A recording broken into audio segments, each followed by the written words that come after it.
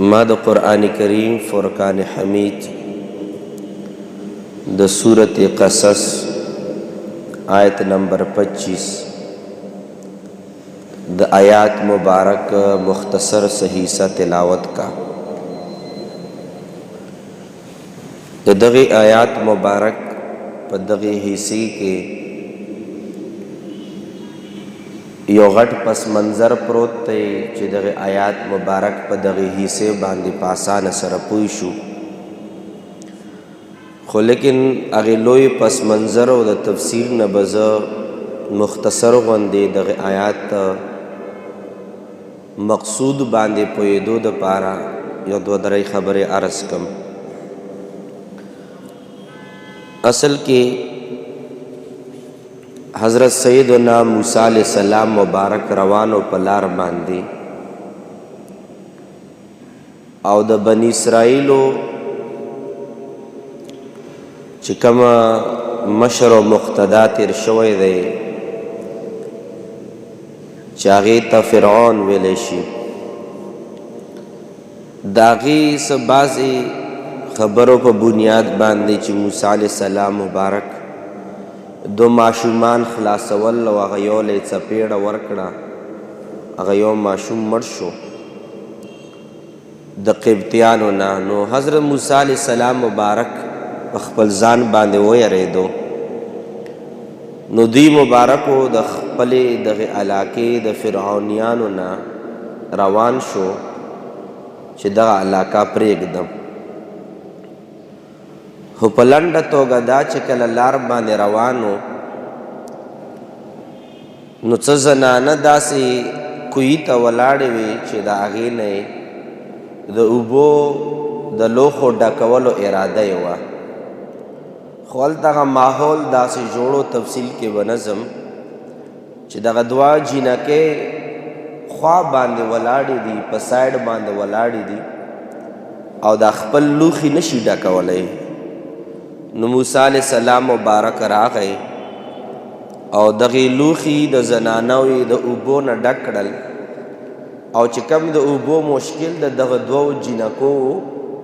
هغه مشکل حل کو جینکې د اوبو سره روانې شوې کور له چې کله کور ته ورسېدې نو کور کې خپل پلار او خپل ابا جان ته عرض کوي چې ابا جان مونږ خو په لار کې یو داسې ځوان ولیدو چې هغې ځوان مونږ سره ډېره ښېګړه وکړه او هغه مونږ ته اوبو چې کم مشکل کم تکلیف و راته حل کو او ډېر بختور ځوان ښکاري پلار ورته وي چې لاړ شئ او هغه ځوان راولئ دا پلار یې څوک دا پلار حضرت سیدنا شعیب علیہ السلام مبارک شعیب علیہ السلام خپلو دواړو جینکو لورګانو ته وفرمایل چې لاړ شئ او دغه ځوان راولئ ځوان څوک حضرت سیدنا موسی علیہ السلام مبارک چې کله دغه دواړه جینکې راغلې چې موسی علیہ السلام ته ووایي چې راشئ مونږ والد صاحب درته آواز کوي کار یې در سره نو په دغې دواړو جینکو کې د شعیب علیہ السلام په لورګانو کې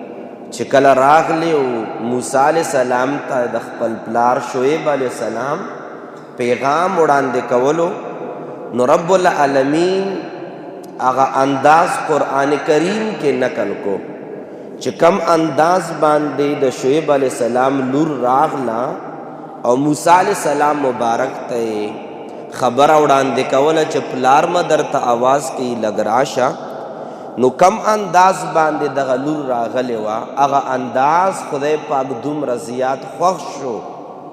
چې شوی د موسی علیہ السلام مبارک په زمانه کې و هغه انداز یو جینۍ هغه انداز اپناو کړی و خدای پاک هغه انداز دومره زیات خوښ شو چې زرګونه کاله بعد رب العالمین هغه انداز قرآن کریم فرقان حمید سورت قصص آیت نمبر 25 کې هغه انداز ذکر کو او هغه انداز سو رب العالمین ارشاد فرمائی وجاءته احداهما او د یو د دغې دواړو جینکو نه یوه جینۍ راغله موسی علیہ السلام ته تمشي چې راتګ کولو را روانه وه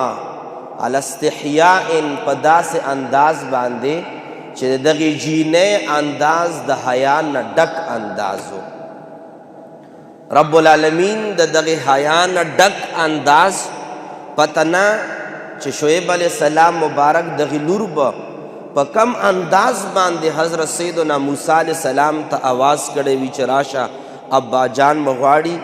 آواز در تکی رب العالمین هغه د حیا والا انداز دومره خوښ شو چې قرآن کریم آیات ترېنه رب العالمین جوړ کو. او د کمال خبره دا وه چې وروستو لکه څنګه د آیاتونو نه واضحه ده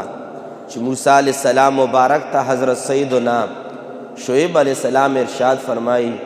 چې ما سره اته لس کاله څنګه د آیاتونو مبارکو تفصیل دی.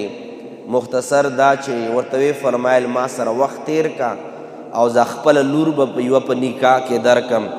او همغه جینۍ موسی علیہ السلام بیبي مبارکه جوړه شوه چې کومه بیبي